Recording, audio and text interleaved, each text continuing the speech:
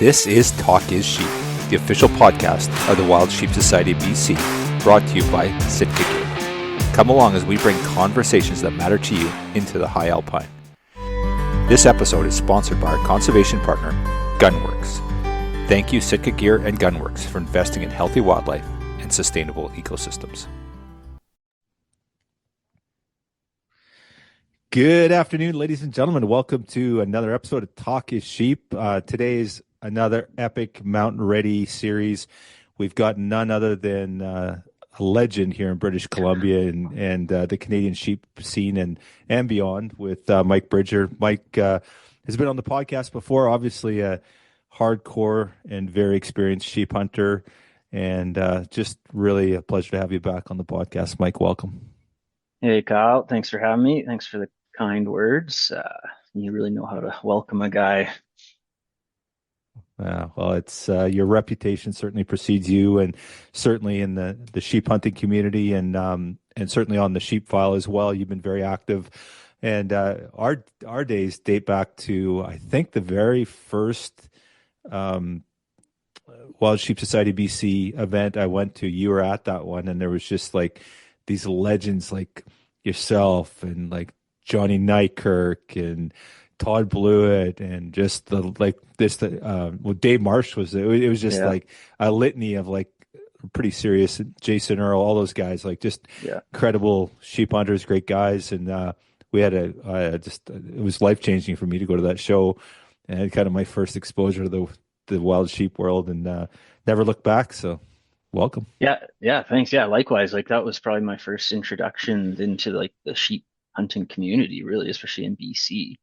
Thinking back, probably to Kamloops, some of the earlier ones, right? And the people there, the crew there, some great folks that I've become best friends with since then, and great crew, and I learned a lot. I think in BC at the time I was still relatively new to the sheep scene. I think so. I learned a ton and had a lot of fun at those events, and I haven't been able to get to one in a few years just with the timing of my field season and all that. So I'm itching to get back to one of your shows. Yeah, I'd love to have you back for sure, and love to have you doing some of the Sheep Hunter University stuff. But that's always a pain too, because you're like you want to come and have a good time, and here you are having to work and educate people. And but the truth is you're one of the few resources within the province. We don't have a ton of guys that can sort of educate us, and you're doing the horn aging course in Fort St. John here in a couple of weeks, which is going to be phenomenal. I don't know that I might try and drop this on Wednesday so that it queues up for next Saturday, but you'll be in Fort St. John at the North Peace Rod and Gun Club doing horn aging. And, it's really great. Like, we've got a diversity of instructors, and the one thing that's cool about you, Mike, is you're first and foremost a sheep hunter. So you bring that real life experience on the ground, and just getting, it's good to get all kinds of feedback and diversity, but to get that real hunting experience and sheep hunter experience tied with your biology and your science background is awesome. Yeah, for sure. I'm looking forward to that aging seminar. I'm going to deliver it with my colleague there, Rayelle Hartley. She's going to sort of set the stage around horn growth and the biology behind annuli and those sort of things. And then I'm going to try to give a new presentation that I put together that I hope is a bit more like field applicable and sort of helps us in real world situations out in the field, making those decisions around full curl and around maturity. This presentation will translate well for that. Yeah, a lot of challenges. And, that's the thing for me is I've sat through so many of these courses now, and, I can get a pretty good appreciation. It's good to get the hands on the rams and feel the ridges and like know the science and sort of the theory behind it.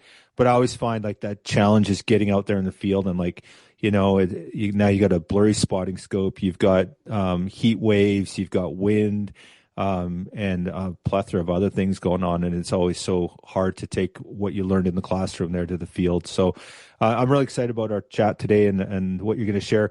Maybe could you just set up for us, Mike, a little bit of sort of who you are for those that maybe haven't had the pleasure of talking to you in the past? Sure. Yeah, I grew up as a hunter, really all my life, like ever since I could remember, probably started going out with my dad when I was maybe 6 years old. We moved to BC from Northern Ontario. And yeah, hunting became a passion really quickly. We were, elk and deer hunters primarily all through my sort of teenage years. And I guess that sort of pushed me in two directions. Like it pushed me into the world of wildlife biology, where I ended up like pursuing my education, post-secondary education. It also got me some pretty good opportunities to do some guiding too, though, which is a real fond memory of mine. When I finished high school, so I was set to go to university that following fall, but that summer I was looking for work, and a friend of both of ours and a colleague of mine, Andrew Walker, got me my first job up at Arctic Red River hunting sheep in the Northwest Territories, so straight out of high school, and I was to go up there to sort of be an assistant, a packer. And so that was my first experience with sheep hunting. Yeah, what an eye opener. Like I hadn't really hunted like that before. I, grew up hunting in the Kootenays, but yeah, just hunting elk and deer in the timber, and suddenly found myself in the Mackenzie Mountains, backpack hunting, seeing sheep.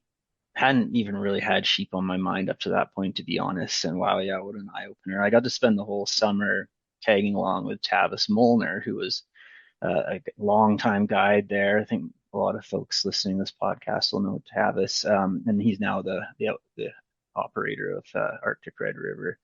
So I spent my whole summer with him and learned a lot, needless to say, from him about sheep hunting and managing clients and all that kind of stuff. And so that definitely set the hook pretty hard. And yeah, then so carried on from that point forward. I was doing this rotation of like going to university, and then spring and summers I'd be, spring be guiding bears, and the summers I'd go back up to the Northwest Territories. I started working for another outfit called Ramhead Outfitters. Spent half a dozen years there guiding sheep, and yeah, really learned a ton. I mean, the nice thing about spending time in the NWT hunting those sheep is like you really get high exposure to sheep. You get to see a lot of rams, you get to age a lot of rams, um, learn a lot about how to hunt them. Like I think looking back to like my first year, say guiding on my own, I don't think I was great at it. Like I didn't have much experience like stalking animals in the Alpine, for example. It's like just something we never did growing up. So big learning curve there. Definitely blew my share of stalks early on.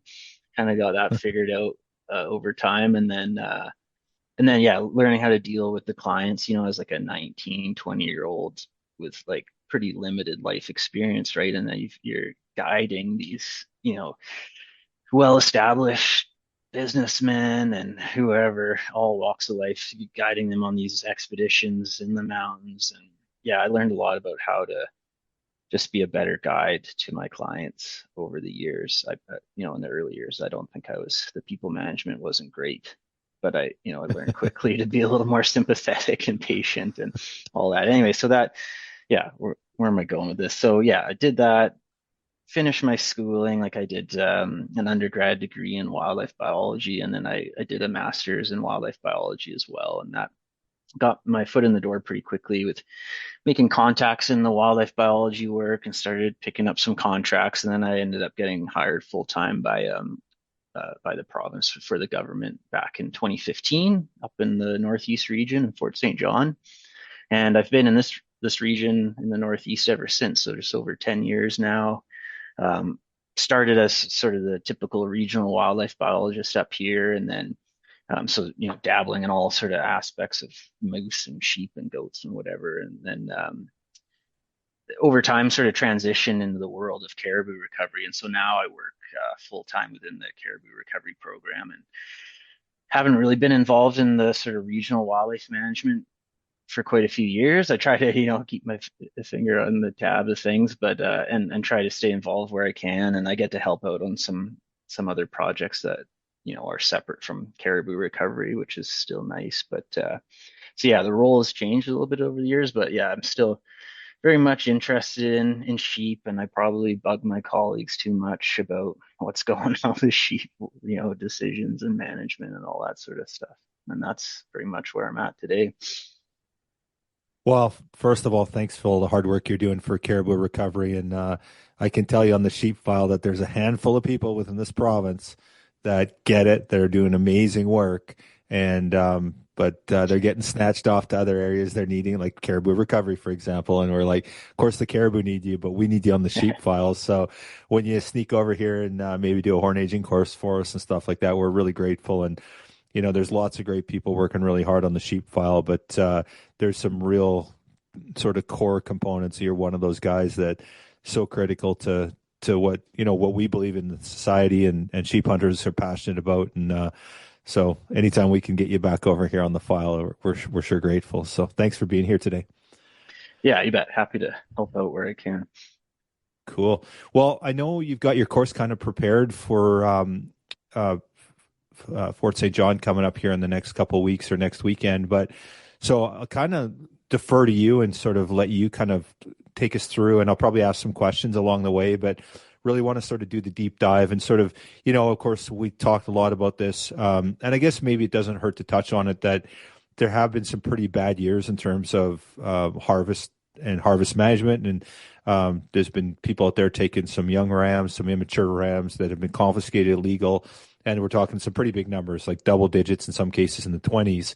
And so we're really trying to create awareness around this issue and maybe some of the threats that's involved to over harvesting young rams and the pressure it's putting on the resource. And then more importantly, how do we avoid it? So that's kind of the intent of a lot of this discussion. Of course, the society, as most of our listeners know, we've done courses across every region of the province this year to try and really up the Mhm. game on that and just doing what we can to try and elevate that issue. So going to kind of turn over the reins to you and let you drive the bus on it, but I'll probably ask some stupid questions that a neophyte like me needs to know on a few of the stuff that you're going to do a great job explaining. Yeah, okay. All good. Yeah. So, yeah, I've got some concepts that I've been sort of thinking about over the last month or so about, what kind of messaging do I want to present?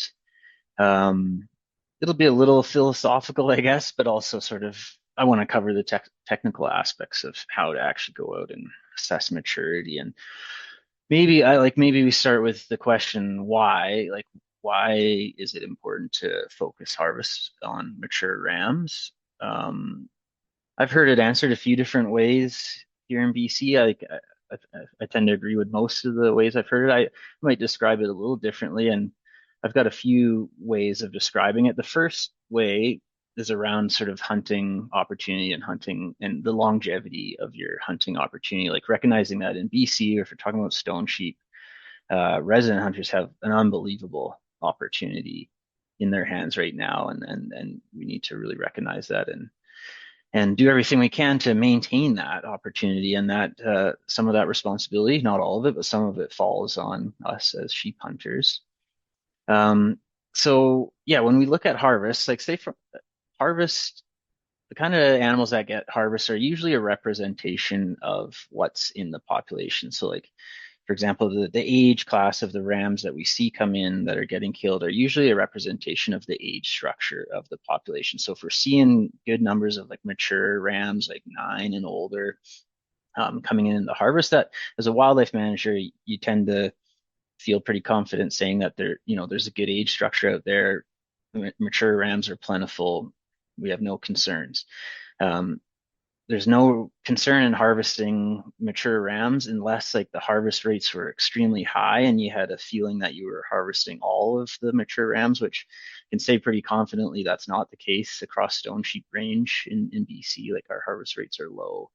There's no concerns there about killing mature rams. But as a wildlife manager, you look for patterns in the harvest, and if you start seeing a high proportion of young rams getting showing up in the harvest or showing up in like localized areas, say a management unit or a mountain range, and a lot of the rams coming out of there are young. Well, that it like raises the flag and it makes wildlife managers a bit twitchy.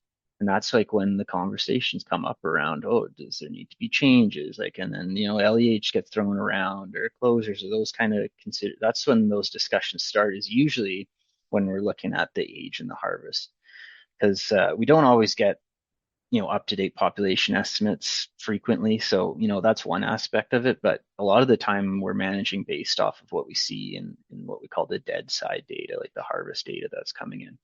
So if you see a lot of if young rams are getting taken, a high proportion of young rams, that could trigger changes to your hunting opportunity moving forward.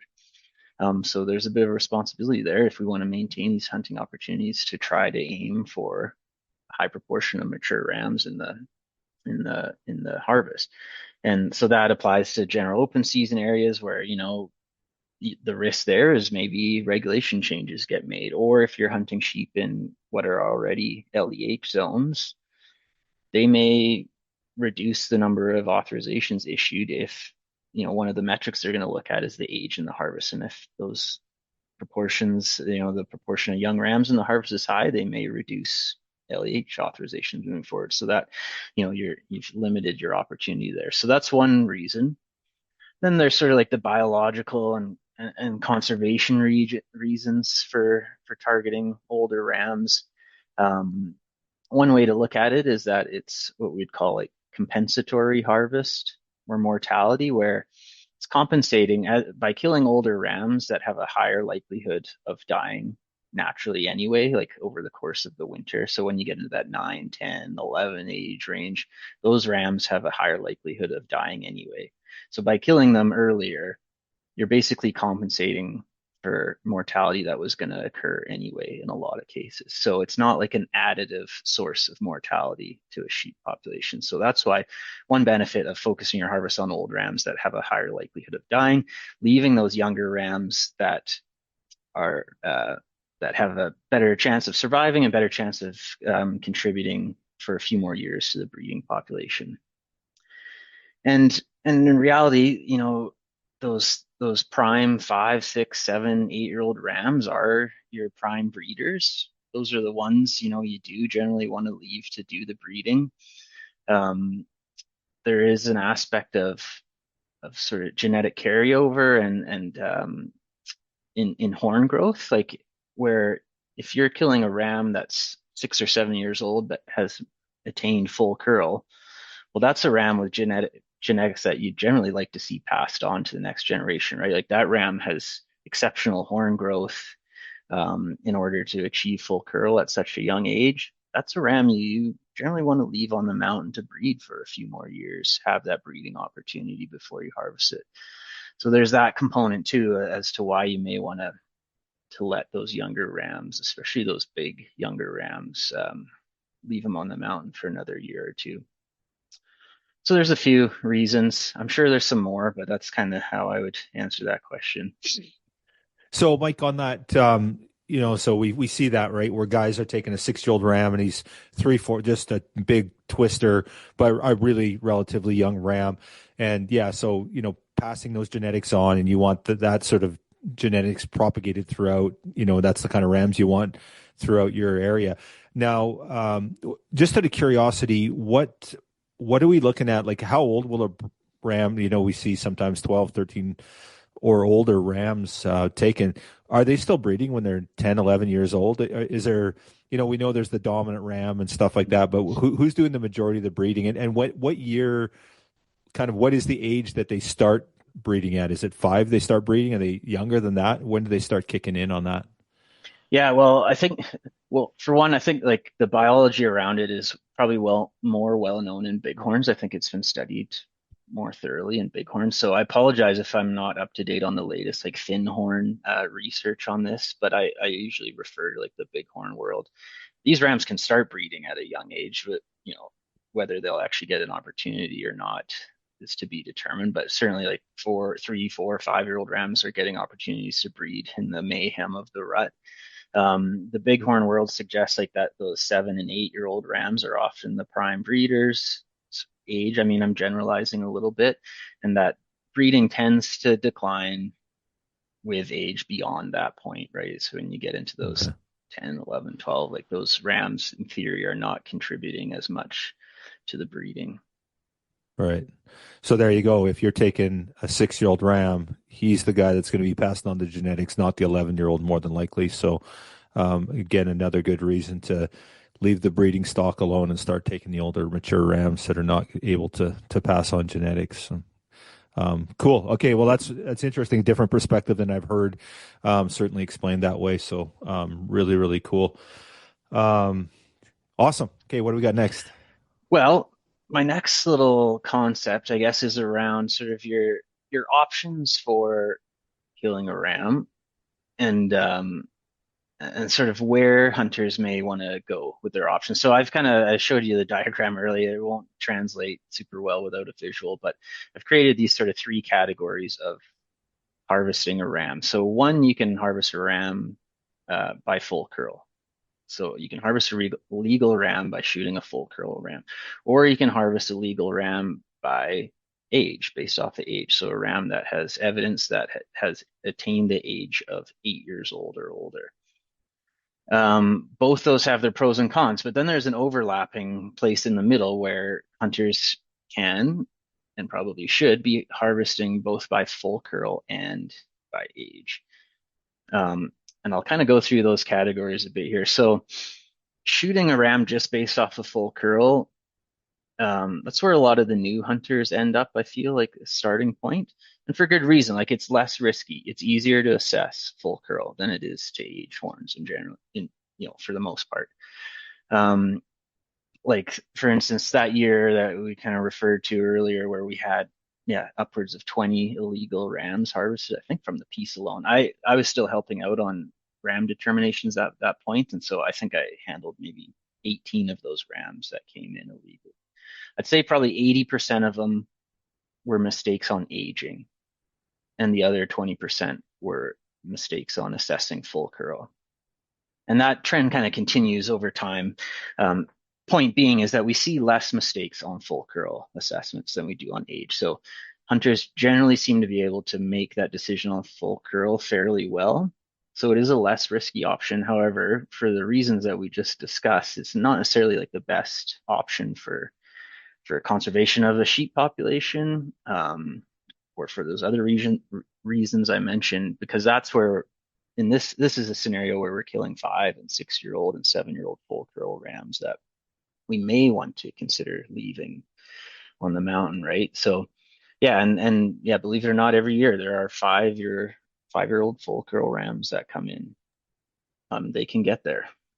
That's So crazy. Wow. yeah, I yeah, it's hard yeah. to imagine. I showed you a picture just earlier of like an incredible looking ram that we saw this past fall. Beautiful, deep curl, tipped out. Um, at first glance, you think that's like, yeah, just going to be a great ram, and you put your spotting scope on it, and you see these growth increments that are like 7 inches apart at the top of the horn. And yeah, sure enough, it was a 5-year-old ram.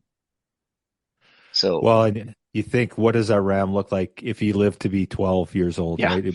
yeah. Almost no chance he's going to live to be 12 because somebody's going to snipe that thing. But like genetically, my goodness, like that, the Mhm. horn growth at that age is incredible. So crazy.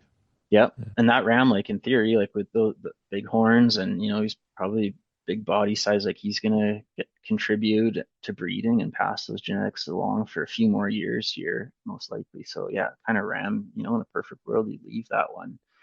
So anyway, that's sort of the option of full curl. Less risky, but um, maybe not the best option for the betterment of sheep hunting and sheep populations.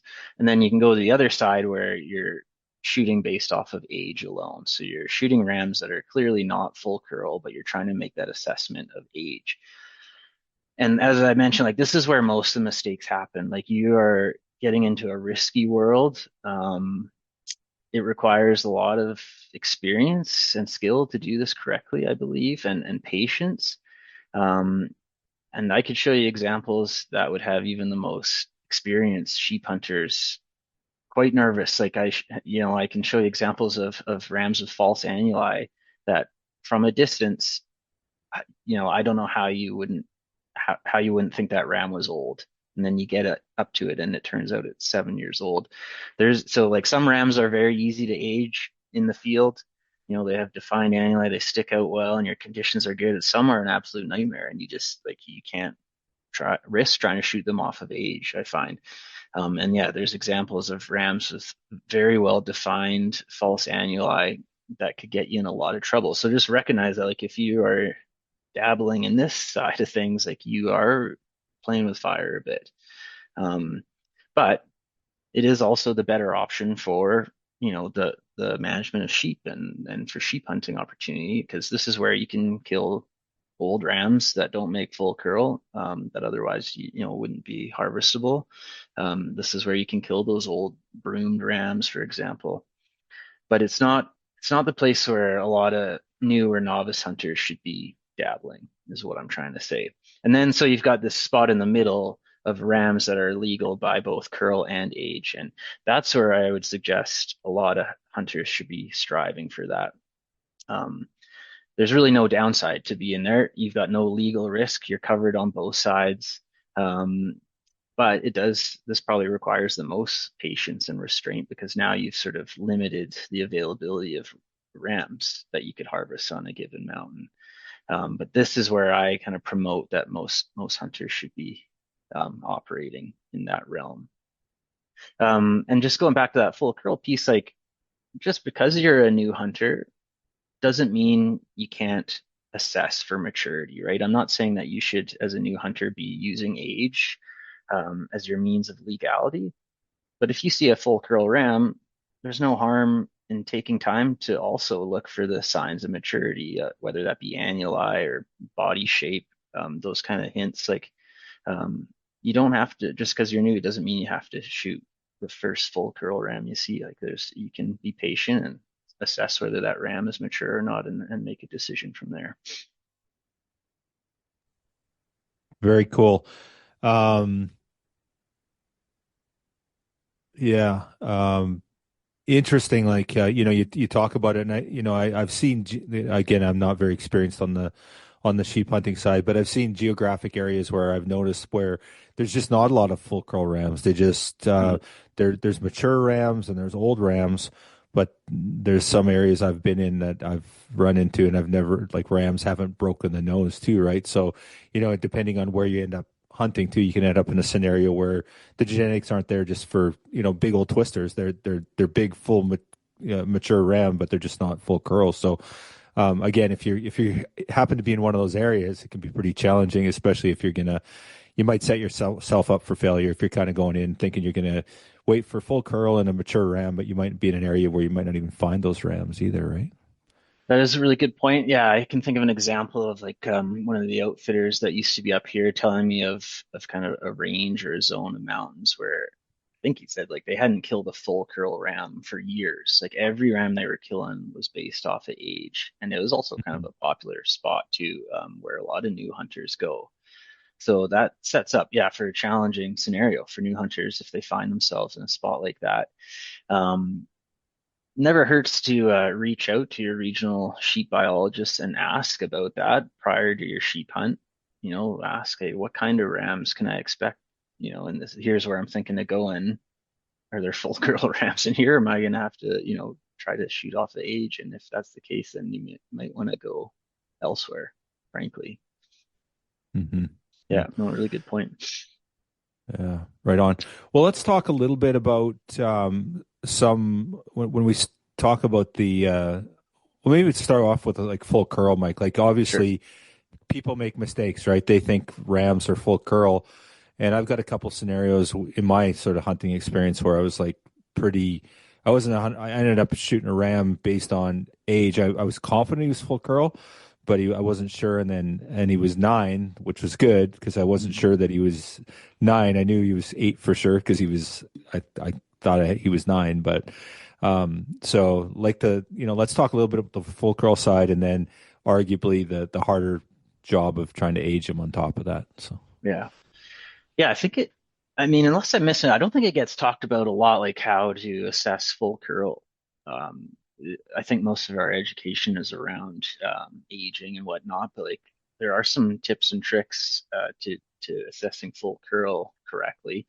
The common one is like, well, for these, based on the definition of full curl in our regs for thin horn sheep, I'm talking about, just to be clear.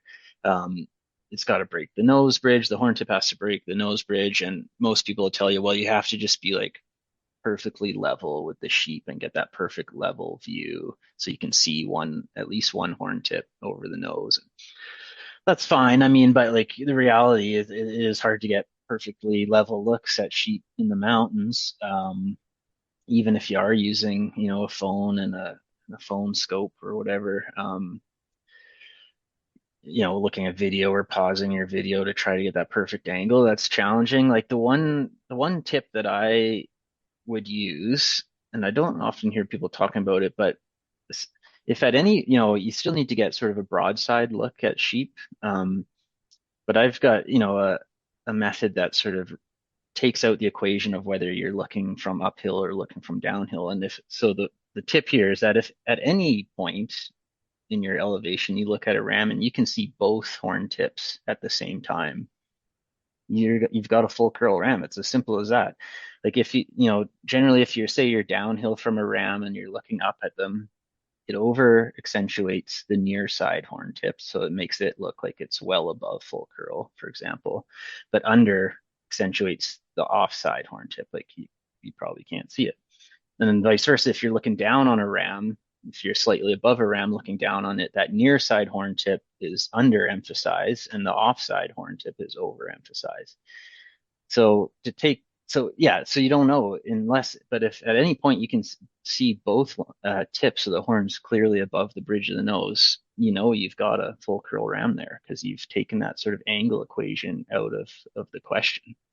So yeah, my advice is to get you still need a broadside view of the head, but just try to see both tips. I mean, this, isn't going to work well if one side's broomed. Now you got to be a little more careful to get a really good look at the one side that is tipped. But it's as simple as that. That's what I'd be looking for. And if I can't see both horn tips over, I probably wouldn't risk shooting it, frankly. Mm-hmm.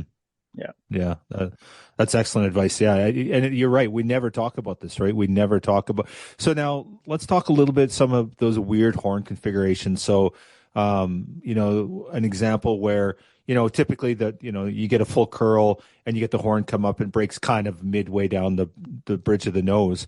But sometimes you get some weird ones where they're like, the horns go quite a ways back and then they're pretty tight curl and then they end up curling and they come up past the eye type thing, Mm-hmm.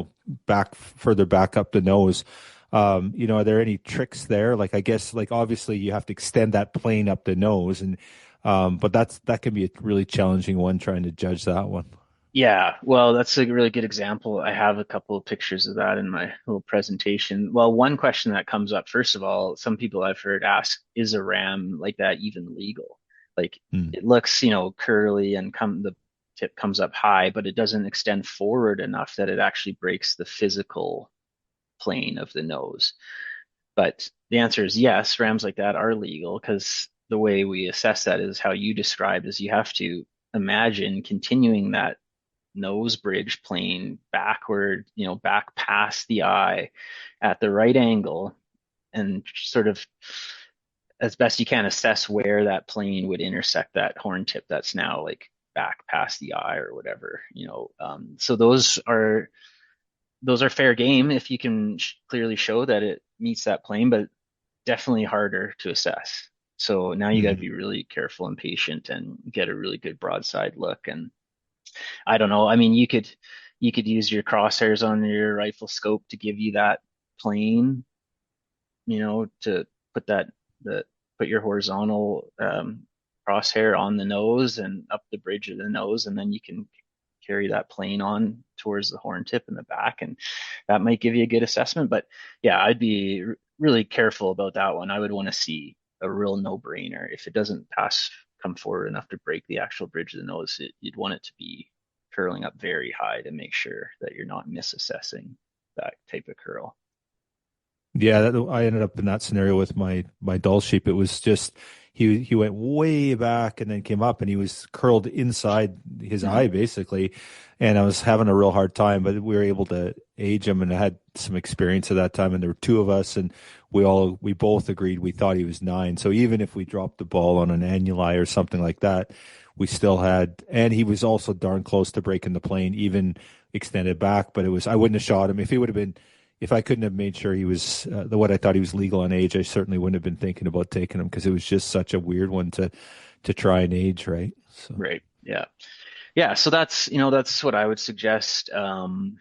Yeah, don't mess with those ones that are going to come down to fractions of an inch, or say, well, if I take the hide off, I'll gain another half a centimeter. Like, just don't even play in that world. Like, it's just not worth it. If your angle's off by a hair, I mean, yeah, you might be shy by a fraction of an inch, and that's all that takes. And if that ram's not 8 years old, that ram's getting seized. So that, it's also a good opportunity to say you've determined it is full curl. There's no reason why you can't take a bit of time and then look at the maturity, right? Um, I see examples of it. I mean, we all watch videos that get posted on YouTube, whether it's stone sheep or doll sheep or whatever, but like I see videos of hunters finding a full curl ram, and as far as I can tell, there's no thought or consideration or anything given to the age, and it's a quick shot. And you wonder, well, why couldn't you have just taken a moment to try to gather some information on the age and determine whether that really is a ram that you want to shoot or not? Hmm. And we're going to talk about age here in a little bit, but that kind of opens up that can of worms, Mike, around how important is it that we sort of start focusing more on mature and age, and it's such a dichotomy, right? Because it's like the regulations clearly state, and I know I've heard it espoused in briefings and on horn aging, like, oh, make sure he's past the nose, make sure he's past the nose, like shoot on full curl, don't shoot on age. But that doesn't mean don't shoot a mature ram. And and then there's this like sense of urgency I think for maybe new sheep hunters where they haven't quote, ticked the box, so they haven't got their photo for the gram and stuff, and there's like, oh, I have to take a ram, so he's full curl, he's going down. And but it's hurting our community, I think, and it's probably putting a little undue pressure because wildlife managers do, and correct me if I'm wrong on this, but my understanding is that managers are looking at the average age of sheep. And, if you keep seeing declines and they see your average ram is now 5 years old, that's been harvested, not, which is a gross exaggeration, but for example, that's probably going to result in a regulation change down the road. Yeah, for sure. Like kind of how I described earlier, like that is a potential risk of harvesting young rams. And like, you know, it, I don't want to over sort of exaggerate, the effects of killing young rams. Like if the proportion of young rams that get shot 1 year is high, it's not going to be the end of the stone sheep population. Like at the end of the day, you're still just killing males and the population will be fine. But there's all these sort of trickle down effects that we talked about earlier that are downsides of harvesting young rams. And um, it is a tricky one for sure. Like socially, like it's become sort of divisive. I think in the sheep hunting community, I find it an awkward conversation at times around, um, well, for a few different reasons. Like I hate to ever come across as preaching or being on a soapbox and saying thou shall not do this or that. Um, and I certainly don't like the idea of shaming anyone in our sheep hunting community either, right? But trying to find that balance of, us holding our sheep hunting community accountable for making good decisions without shaming hunters that are out there excited, hunting legally. It's a really tricky area to talk about, I find. And I'm sure you have a lot of the same conversations and probably find it uncomfortable as well. Well, and where is that fine line, right? Like we know it's important that we harvest these older rams and we want to be responsible, but then somebody goes out and follows the rules and they're doing exactly what the regulations are telling them to do. And and then sort of it begs the question, like, lots of people say, well, if it's your first ram, you kind of get a freebie there. And I kind of agree with that a little bit. And certainly what I'd rather see is a guy shoot a full curl 7-year-old than shoot a 7-year-old that wasn't full curl like that. Yes. If there's one or the other, I would say, well, Yeah. let's pick the first one. But it is tricky. And I think, that's why, like, what we're doing here on the horn aging with the society and our community. Actually, I'm not going to give society credit. I'm going to give our community credit for it. Is talking about it now. They're talking about it before the season about, hey, like if you're going to pull the trigger, is that the ram you want to take home? And are you proud of a 6-year-old ram? Like, is it something like? And then the other side of it is too is like, okay, you go out there and you take that 6-year-old that's 3 inches past his nose and he's a pretty ram, but then you go and you see a ram, 10 days later or a week later that's 4 inches past the nose and 12 years old. Like, which ram would you be more proud of? And I've actually had that experience. I had a friend of mine that he took a ram. We were on a hunt. He took a ram and he shot. He was legal and I think he was 8 years old, but he was past the nose, but just past the nose, just a ram. And no, again, that sounds so bad, just a ram, but it wasn't something that he probably was. He's killed bigger rams. I know was more proud of those ones. And then 10 days later, we killed a 13-year-old ram that was 4 inches past the nose. Right. So, but it's tough, right? When you've never taken a ram and it's your Hmm. first experience, and then all of a sudden there's a legal ram there, but I think the one thing I think a lot about is like, we're not hunting frickin' whitetail here, right? Like Yeah. it's different. And I think we revere these sheep, which maybe is a bad thing, but I think it's a good thing too. Is like it's not like we can just go and we'll just go shoot another one next year or whatever. It's like, and we're not there for the meat exclusively. That's for sure. Yeah. So Yeah, yeah, and like I don't know, so maybe the messaging, around this like hunting for maturity and all that is more geared towards um more experienced sheep hunters or hunters that have one ram. And you don't we don't get as hard on the messaging towards new sheep hunters. I could see that perspective, but at the same time, I also, kind of like what I was describing. I don't see any reason why a new sheep hunter can't try to assess for maturity at the same time. absolutely. So yeah, it's a really tough one. Yeah, I've heard, like there's been lots of conversations about this over the years, just because it's legal doesn't mean it's right. And like I can see that perspective. I don't know where I fall on it, to be honest. I go back and forth. I never want to shame anyone for hunting sheep legally. Um, but there are, there's scenarios where we can do better. And yeah, maybe the messaging really is towards hunters who've already been successful in sheep hunts and like striving to do better moving forward with your next sheep and setting the bar higher and higher. Like, my stone sheep hunting career began in about 2011. I shot my first stone sheep hunt. I shot a 10-year-old ram, a 40-inch ram, and I've been chasing it ever since. Yeah. I've had lots of Yeah. good times. I've had the pleasure of being with some of my best buddies. So they've killed their first rams, and I haven't killed a stone sheep. I've killed all sheep since then, but I haven't killed a stone sheep since then. Um, so yeah, still chasing. But that, that's a personal thing. But I think there are sheep hunters in the community that feel the same way. That like once you've got one, like you're striving to. You don't need to kill one every year. You're striving to better yourself. You're looking for another 10-year-old ram or better, and that's kind of where I fall. Like on my last sheep hunt this past fall, went with a buddy of mine, Duncan. We killed an awesome ram. He killed his first ram, great 10-year-old ram. There was another ram with him, 9 years old, beautiful ram, beautiful late season cape. Could have doubled up. We could have shot them both easily. Um, but it didn't, I don't know, it just didn't even, I was already thinking about it. I just want to come back and get this ram when he's 10 years old. And I don't really have Mm. a good explanation for why, but that's just how I felt at the time. And that's the plan this fall. We'd go back and try to get him as a 10-year-old. And that I'd be happy to cut my second stone sheep tag on another 10-year-old ram. Everyone's got different sort of philosophies around it, but just sort of the idea of trying to set the bar pretty high, I guess, once you've already got one, maybe. Yeah, and too, I think, we you think about uh what you want to achieve, right? Like, and maybe it's your first hunt, you haven't taken a ram, or the first time you still haven't taken, maybe not your first hunt, but you still haven't taken a ram.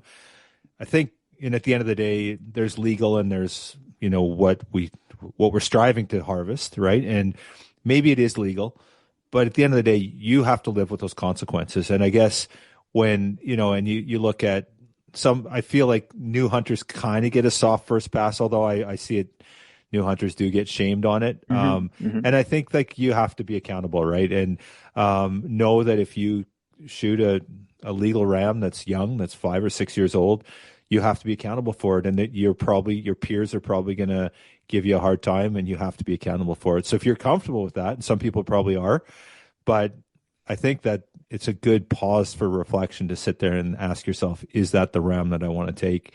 And realize that you have an accountability and that you're probably going to hear about it. Yeah. Yeah, and it goes back, like, not to get too philosophical here, but like it goes back to like what your expectations for a sheep hunt are, and sort of your, I don't know if it's the right way to say it, but your level of desperation to kill a ram. And um I don't know if you're, yeah, they're not deer or elk. Like if I'm hunting elk, my expectation and goal, I want to kill an elk pretty much every year. I want to eat elk all year round. If I'm hunting whitetail and I found like a target buck, I want to kill that buck, and that's kind of the goal and the expectation for the hunt. But like for sheep hunting, I don't have that expectation at all, or like or have that goal in mind of the ultimate success of the hunt is to kill a ram. And some people like disagree. It's like, well, why are you hunting if you're not like if the ultimate goal is not to kill?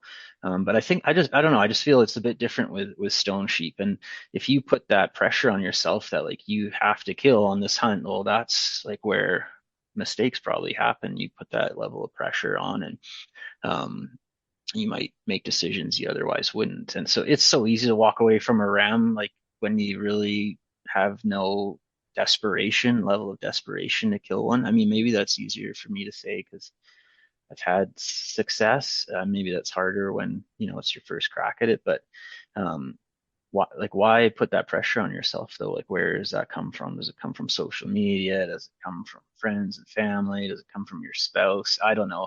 I always find like no one really cares if you shoot a ram or not at the Mhm. end of the day. Like if you don't shoot a ram, no one cares. If you shoot a ram, your friends and family be happy for you, and but generally they don't, they're not congratulating you for years and years. The only time people care if you shoot a ram is if you shoot the wrong ram, Yeah. and that should be the pressure you're putting on yourself is do not kill the wrong ram. And generally I'm talking about an illegal ram, but in some cases that might be the wrong ram might be that 5 or 6 year old full curl ram. Yeah, well said. And I hear so many people talk about, and again, here we're waxing on philosophically, but I think this is an important discussion.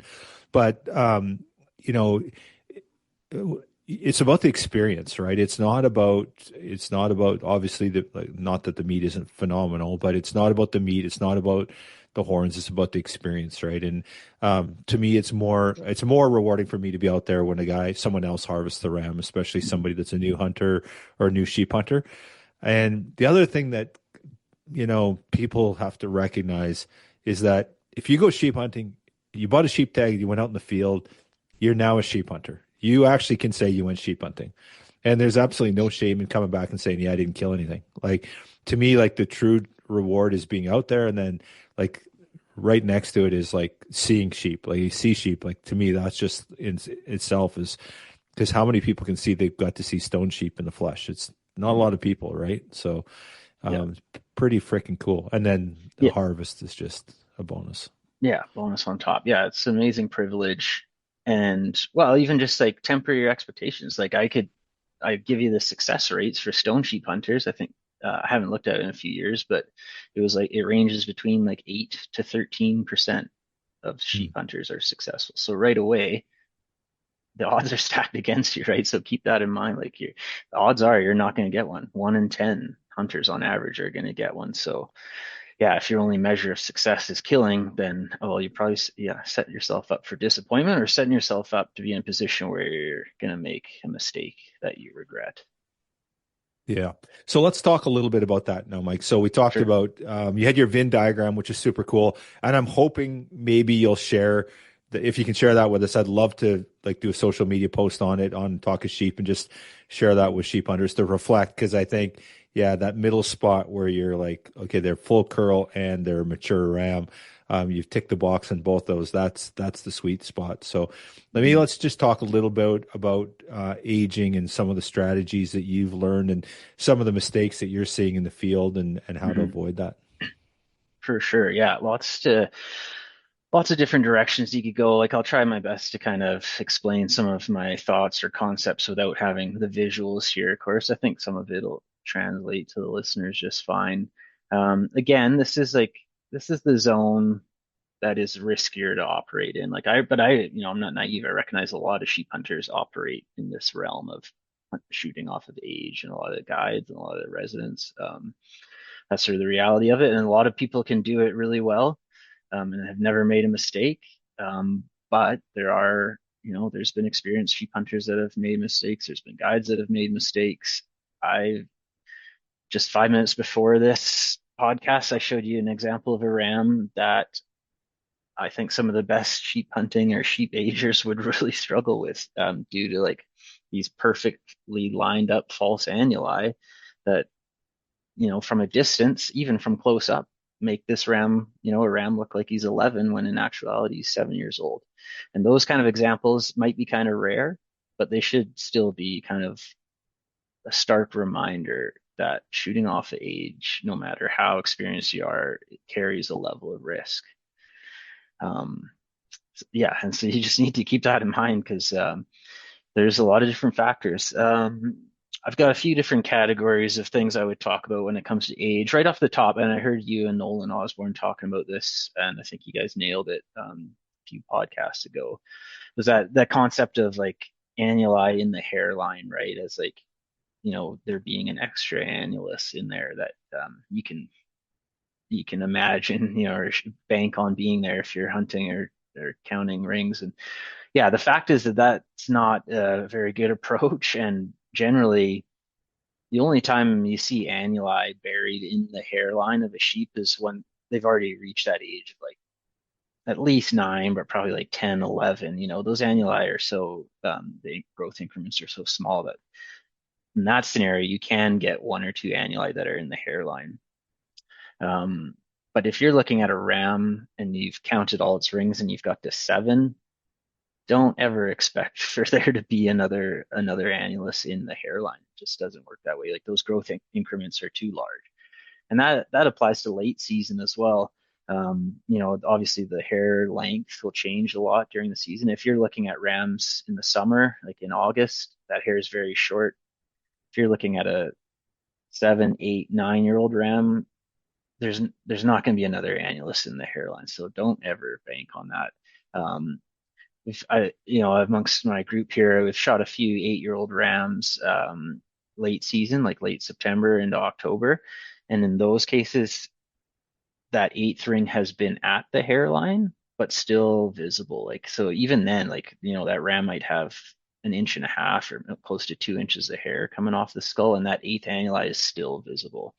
So on those young rams with big growth increments, you're just never going to have another annulus in the hair. So don't even try to convince yourself on that one. But I find most of the challenges around aging aren't those annuli close to the horn base. Those annuli are generally only tough to count when you get into that really old class of rams, when you get 9, 10, 11, 12, because the ram or the annuli become sort of discrete and they're not spaced apart very far. So those ones are hard to read, but it's not really an issue at that point because you've killed a ram that's plenty mature and legal. Um, so on those like 6 and 7-year-old rams, usually those annuli close to the horn base are pretty easy to distinguish. And I find like when hunters bring in rams that they've misaged or are legal, it's not usually based on those annulus. It's usually an issue with correctly identifying the first 3 annuli. The bottom 3, I call them. So like the bottom of the horn curl. And that's where I tend to like focus most of my efforts in sort of educating. And like personally for me too, that's how I start counting is like landmarking those first 3 annuli. And 3 might not be the best way to describe it because, when I say 3, I guess I'm including the lamb tip. The lamb tip, for most folks know, doesn't really leave an annulus necessarily. Like you just kind of know where it is. It's that top inch or 2 of the horn tip. So it's really that second annulus and that third annulus that show up that you really need to properly landmark and identify because that sets you up for the rest of your aging. I always start from the bottom and work my way up. If you incorrectly identify one of those bottom three, then you potentially set yourself up for a problem moving forward, especially if you're dealing with a RAM that is either 7 or 8. And frankly, you know, the best the best option there is to not even deal with a RAM that you think is 7 or 8. Look for a RAM that you think is 9. And that's takes us to another concept that I kind of shared with you, and that this new concept that I would call 9 is the new 8. And so like a lot of the times, we set that bar at 8 years old, and legally speaking, the bar is set at 8 years old for age. But, as hunters, I think we may want to look at it a bit differently and start setting that bar around 9 years old for two reasons. One, it gives you leeway, legally speaking. If you can age that ram at 9, you've counted 9 rings.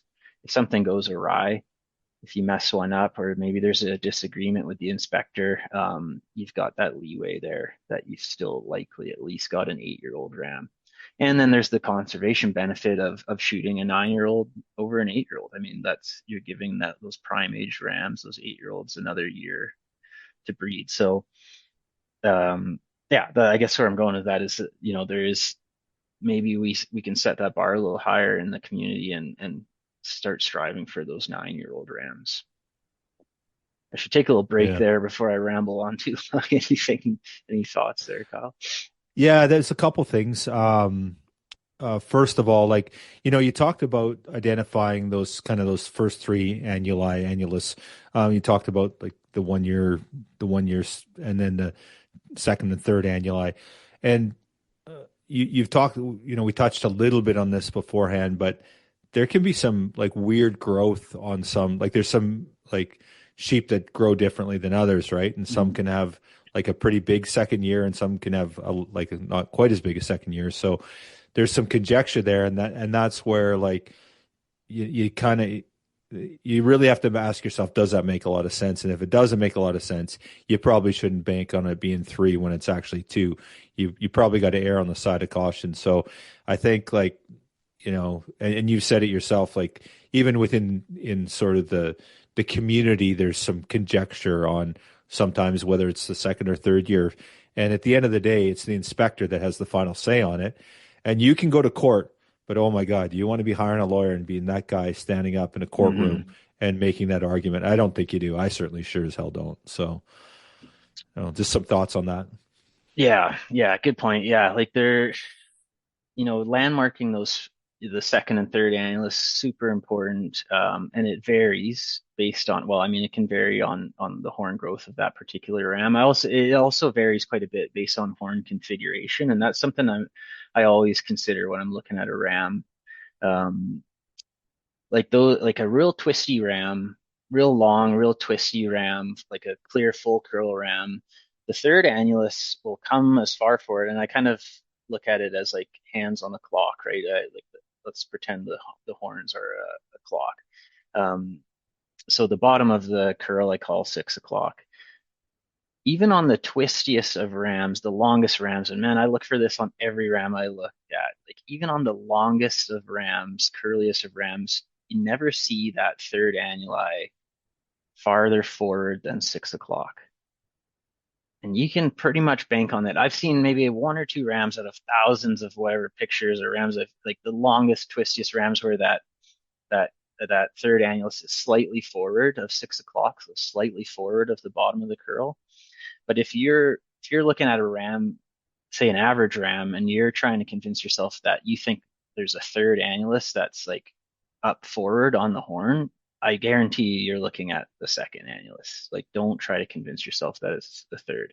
So on a really twisty ram, at best, that third annulus is going to be at the bottom of the curl, but generally it's going to be back from that a little bit.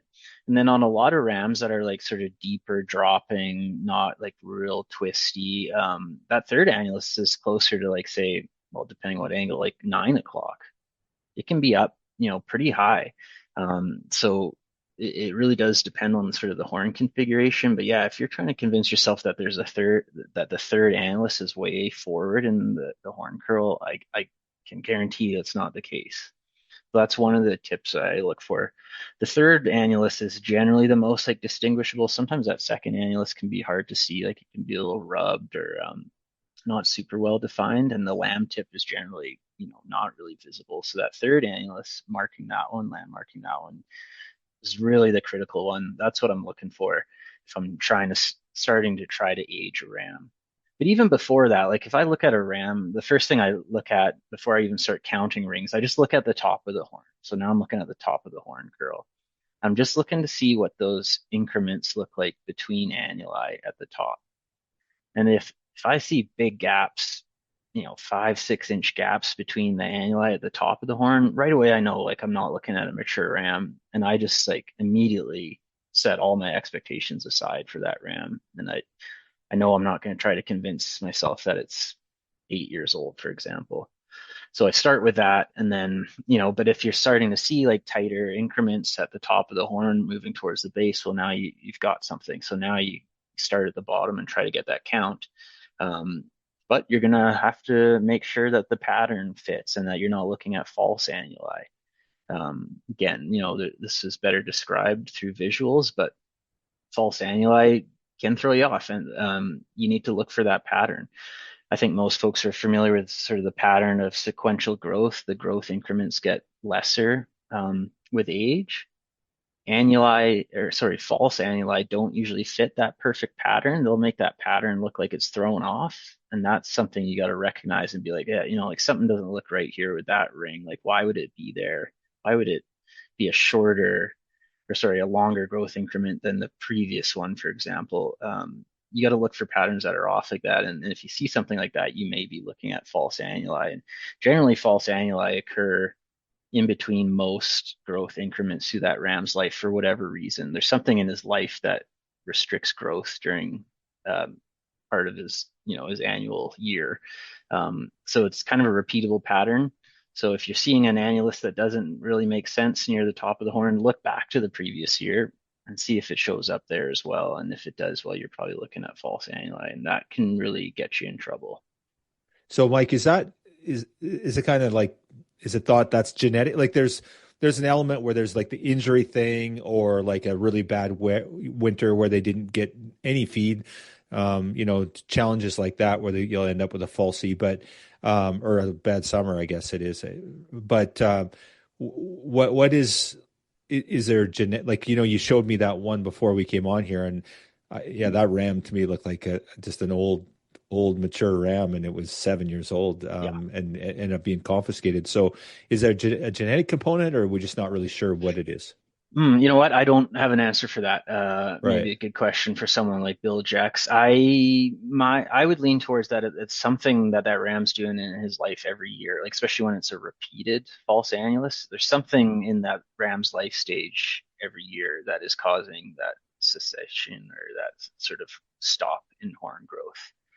Right. And that could be a variety of things, usually something to do with like forage or where it's, if it's a dry, it's not foraging in really productive areas every spring or summer, or it could be a winter false ring too that gets set because of really harsh winter range that ram chooses to go to or something like that. So, but Right. there could be a genetic component. I would imagine it's not though, but yeah, I could be Okay. wrong on that. Yeah. Yeah. Okay, cool. So, you know, uh, for example, when we look at that RAM that you showed me earlier, where it's consistent, like year after year, and the growth rings are smaller and smaller, how do you avoid taking a RAM like that? And of course, he wasn't full curl. So you talked Mhm. about your Venn diagram where that sweet spot where they're both. So again, but let's say somebody's like, no, no, that's a mature RAM. And we do hear it. Like we've heard of, where there's sometimes where you get a guide where he's like killed 150 rams, and he ended up with a ram like that where it's just like he Mhm. just got caught out, just unlucky. And so what's the trick, like other than the sweet spot on your Venn diagram? Yeah, I don't know. I don't know if I have a good answer for you as far as like if you're shooting strictly off the age, how to avoid that scenario. I do think those rams are rare where like in that example I showed you where the false annuli actually seem to fit a really nice pattern of like that decreased horn growth every year. Um, you can't really tell that ram's 7 until you have it in hand. And Mhm. pretty terrifying. Hmm. Yeah. So I don't have an answer for you as to how you avoid that. I mean, if you truly want to avoid that, don't shoot rams solely based off of age. But, obviously the reality is that many folks, and myself included, often take that option, and there's risk there. There's risk there. Yeah, I don't know what to say. It's Yeah. just kind of a scary reminder that it's not The one always. interesting thing about that Ram is he had good mass, he had decent mass. But the one thing is he was still 3 or 4 inches below his nose, right? Mhm. But that's not out of the ordinary either. Sometimes you just see old, heavy, mature Rams that not even broomed. They just don't have the genetics where they're Yep. coming up past their nose. But that was, I guess, a bit of a telltale sign where he was quite a ways below his nose. He didn't, but he still looked like certainly an 8 year Yep. plus Ram. Yep. Yep. And like, so, a lot of the time we talk about characteristics of mature rams, without getting the details of aging them exactly, but looking at like tips and tricks. And a lot of people will say, well, look at the horns, if the horns are dark, it's probably an old ram, or if it's heavy and broomed, it's probably an old ram. But, I pulled up some examples and showed you of like a stone sheep with horns that were so dark they're nearly black, 7-year-old ram. I showed you another example of a really heavy ram with like heavy ridging along the top of its horn and broomed, 7-year-old ram. So don't rely on that. That can be a good indicator at times, but I would be more likely to look at like body shape and face shape and body configuration than I am to look at like horn shape if I'm trying to assess maturity. Mm. Mike, how about like herd dynamics? Like you see, like obviously you see a dink ram, and you're like you can tell he's a dink, and he kind of gets pushed around. But is there anything like where you're looking at a band of rams, and you're like, yeah, I'm gonna pay attention to that guy based on his behavior. Is there something that stands out for you that, and then like my oldest ram that I took, he was solo. He was not Hmm. and granted, it could have been the time of year. I'm sure there's a bunch of factors there, but my guy was by himself. He was not hanging out with the crowd. He'd kind of done his time, I think, and was like definitely on his own. But talk a little bit about ram behavior, like when you see rams on a mountain in a band. Sure. Well, yeah, I mean, you can definitely look for that dominant behavior, and it doesn't take too long, I think, for most hunters to sort of recognize who's the dominant ram in the band, like whether that be a ram kicking another ram out of its bed, or a lot of time I see like those subordinate rams kind of softly challenge the mature ram in the group, like they come up and kind of pose up against it and like lightly butt heads and to try to assert their dominance, and they usually try to do that against the dominant ram from what I've seen. Um, so that's worth looking at for sure. But who's to say in the band of rams you're looking at that the dominant ram isn't a 7-year-old ram? Like you know, there's plenty of bands of rams out there that don't have, rams older than 8 years old in it, for instance. So the dominant ram in that band still might be on the younger side in some cases. So, yeah, I, the point being is there's all these clues and all these lines of evidence that you can put together to assess maturity, not necessarily legality, right? Like I consider those two different factors, but like if you're assessing maturity of a ram, then yeah, those are good things to look for. But obviously, like the behavior or the body shape um, is not going to help you with legality, but Hmm. maturity, sure. Yeah, and at the end of the day, it's going to come down to the inspector. So maybe just touch a little bit about like, when you're not certain, and sort of, talking through yourself, and you talk 9 is the new 8, which I think that's a great name for the podcast. I think that's what we're going to call this one. And I love it. And that's kind of always been my approach, is that we've me and my hunting partner for years have always said, okay, we're going to make sure we both agree, and we're also going to make sure that we both think he's 9 if we ever are thinking about not shooting on age or on full curl. That Yeah. was kind of our criteria, and we've definitely walked away from what we thought were 8-year-old rams, but they weren't full curl. It was just not worth it. So, but let's chat a little bit about, you know, um, just like the psychology on the mountain and, trying to talk yourself into taking a ram Mhm. when maybe you shouldn't. Yeah, well, like you can be so educated and like your society's put out some great educational information and you like it. Everyone should do their best to educate themselves before they go out, but it's hard to translate that always into like the field scenarios, right? So when you just looked at a bunch of pictures of rams in the jig on a slideshow and okay, he can see the hang light pretty easily, but now you're going out into the mountains, you're going to be looking at rams maybe from 400 or more yards away through a spotting scope on a windy day with heat waves, maybe with water on your like there's so many factors that make it way more challenging than it's made out to be in some of our educational material, right? So you have to recognize that this is not going to be as easy as maybe you thought it was. Um, and man, yeah, I don't know. I get maybe it's easy for me to say, but like if there's any doubt, like if you can't come up with that age, or if you're trying to convince yourself of something, like you just have to walk away. I don't know. Maybe I'm simple oversimplifying it, but like if you start debating with yourself, I mean, there's things you can do. You can always get closer. For one, like don't try to make this call from half a kilometer away and shoot from 500 yards. Like that's unnecessary. Get close, wait for the right conditions, wait till it's cooler and you don't have heat waves. Get on the level, close to level with that ram if you're trying to do the full curl assessment. Um, yeah, use good optics and like the best thing really if you're a relatively new sheep hunter is go with a mentor that can help you with that Mhm. assessment because if you're trying to do it on your own like it's yeah very challenging. It's nice to be able to bounce ideas and thoughts off someone next to you and if that person happens to be pretty experienced at it then that's even better. So in a perfect world yeah I'd have a mentor with you that can help make that call. But yeah, I mean the psychology behind it I don't know. Again, if you haven't put much pressure on yourself in the first place, it should be fairly easy to walk away from that ram. Um, think of the alternative while you're sitting there. Okay, like if I shoot this ram and I go up to it and it's illegal, think about how that's going to feel. Now you're packing this illegal ram off the mountain all the way back and the dread of that and what's going to follow and everything. You could kind of maybe keep that in the back of your mind as a scare tactic to keep you from making decisions that are questionable. And just keep hunting. I don't know, go find another one. If you don't, if you can't find one, well, come back next year, hopefully. But yeah, just go keep hunting.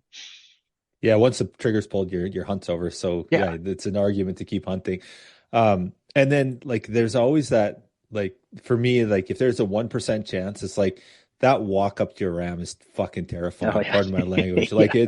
it's terrifying. If you're Yeah. like, I'm pretty sure, I'm like 99% sure, but even if there's that 1%, that's a long walk up to your ram. You're just like, and then you get there.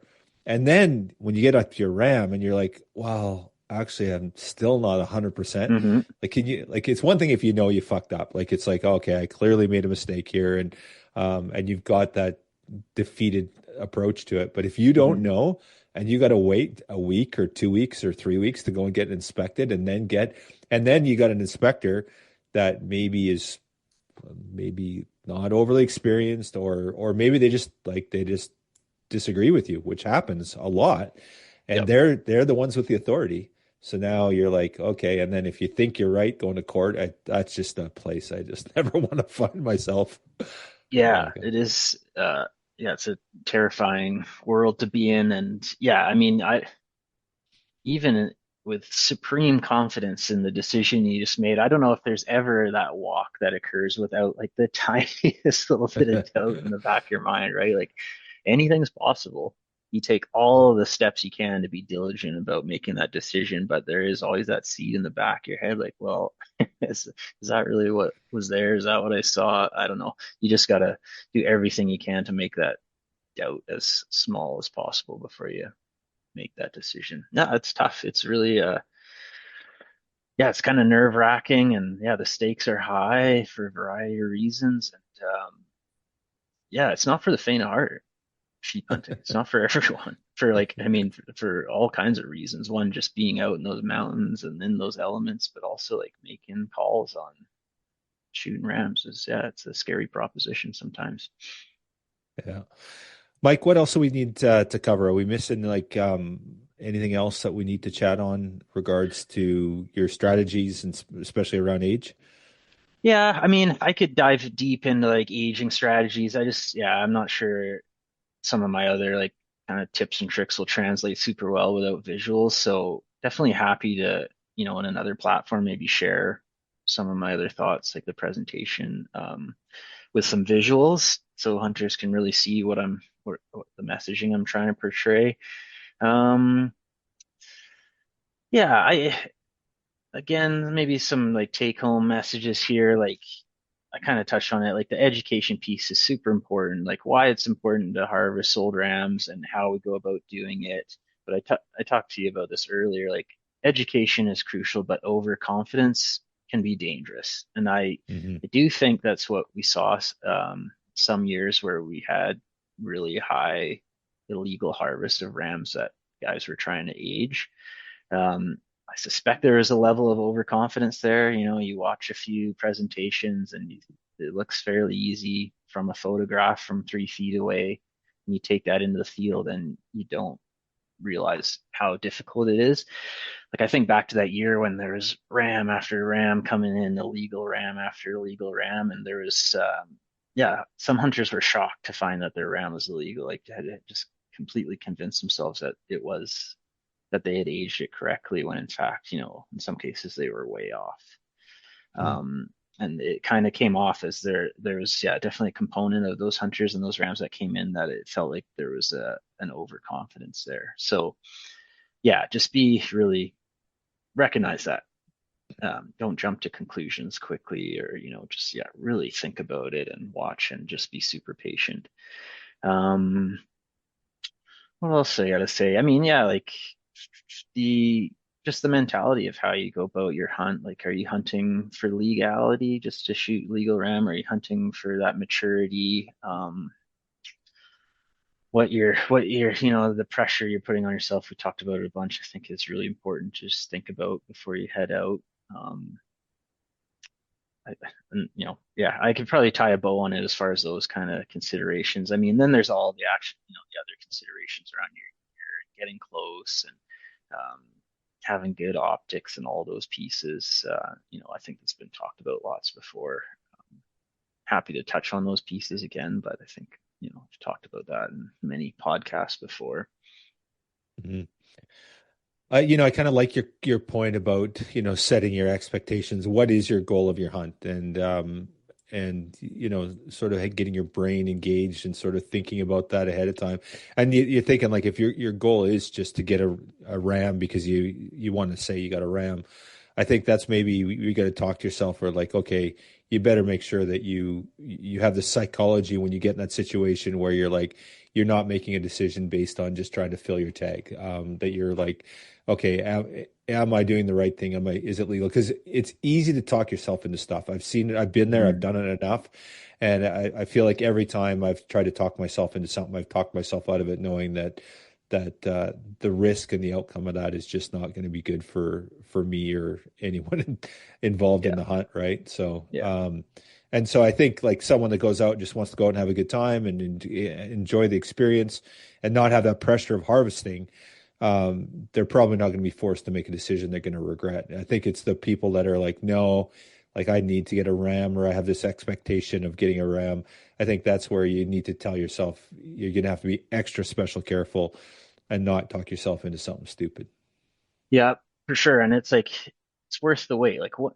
Maybe I often hear even on this podcast, you ask question around like why is sheep hunting or what about sheep hunting like makes it so um, cherished to you or like the folks you have on your podcast. And I think about how to answer that question. And it's a whole variety of things, but one of the best feelings, one of the things I think that really draws me back to it is that moment where you're grinding, you're having a hard time finding rams. Maybe you're finding rams, you put the spotting soap on them, immediately like it's just not what you're looking for.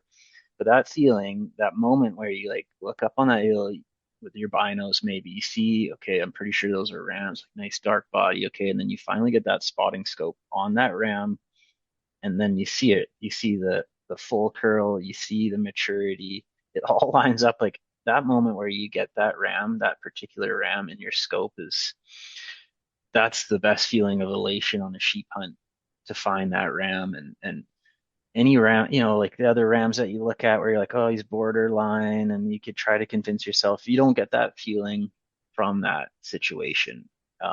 I strive for and just like always look forward to that feeling of finding the ram where it's a no-brainer. You can put all that other stuff aside and just focus on hunting and killing that ram without, the worry or the negative thoughts. And that's a really exciting part of a sheep hunt to me, and that's worth chasing. And I'm a pretty even keel guy. I think maybe when out in the field, but like that's probably the feeling of elation that I have more than anything is when you finally put that spotting scope on a ram that is a no-brainer, or like just ticks all those boxes that you're looking for. Yeah. Yeah. Awesome. Super cool, man. Well, we've burned through a bunch of time here, and I've taken a bunch of time this afternoon, Mike. And there's a ton of other stuff I'd love to hit on. One thing I'm going to try and work on with you is if we can try and maybe put together a bit of a webinar, because I think that like your PowerPoint that you're going to be using for the horn aging next weekend is phenomenal. There's so much great stuff there. So I think I'm going to try and tee it up if we can maybe do something here. And I know you got to get approvals and on your end and stuff too. But I think that that'd be a great resource. And I love the real practical end of things that we talked about here. And I think that's, the horn aging courses are phenomenal. They're so good, but like, the field application, that's the challenging part. It's like, how do we take that from the classroom and put it into a proper platform where it's actually going to be usable on the ground? That's important. So Mhm. hopefully we can tee that up. It'd be amazing. So Sure. Yeah, that'd be great if we could put that together. Yep. And I'll get a trial run with this presentation this coming weekend in Fort St. John and make some tweaks, but awesome. hopefully folks find it helpful, and yeah, we can just keep improving it. Yeah, awesome. Um, you sheep hunting this fall? Sure you are, but That's the plan. Yeah, we're gonna go in pretty late. We're gonna go back to where we were last year. Like last year was the first year we'd ever gone into this zone. You've probably heard me talk about it a bit, like, but the strategy the last few years has been hunting these like really fringy areas that generally don't have many sheep, if any. We have some pretty boring sheep hunts the last few years. But last year the strategy finally paid off a bit, and we found, yeah, one really nice band of rams. Went through that whole sort of process that I just described. Like we hike in, have no idea if there's rams even in this area. The first night just before dark, as we're setting up camp, look up on that mountain and find a band of four rams. And they're pretty far, but you can see there's some good curls in the bunch. So it's like, okay, great. The next day we get up, get a closer look, find, those four rams that turned into six. Okay, great. So now we got even more options. Have a look at them. Going through that moment of like, okay, assessing each one, you're like, no, no, no, no. Working our way, you're like, one, there's like, okay, he's an 8-year-old, but like borderline. And then you get to the sixth one and you're like, nothing, there's nothing here, right?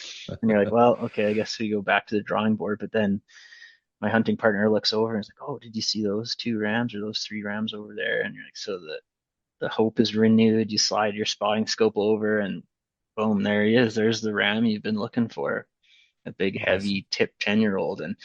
And with him was a beautiful 9-year-old ram too, with a real nice white face. And anyway, long story short, on that hunt, like me and my partner got on those rams again the next day in the willows and had a real tough shot. My partner there tried a shot at over 400 yards off a tough rest uphill through the willows and missed that ram and lost track of that band for the next 6 days and ended up, yeah, 7 days later. So like on day 9 or something, got on him again. And my buddy there killed that beautiful ram. And yeah, could have, and that was into October by then. So yeah, all the late season fun that comes along with that, the snow and the cold and all that, but like the beautiful Cape and like, yeah, the snow-capped mountains and all that. I love that, those late season hunts. So yeah, we'll plan to do that late season hunt again, even later this year.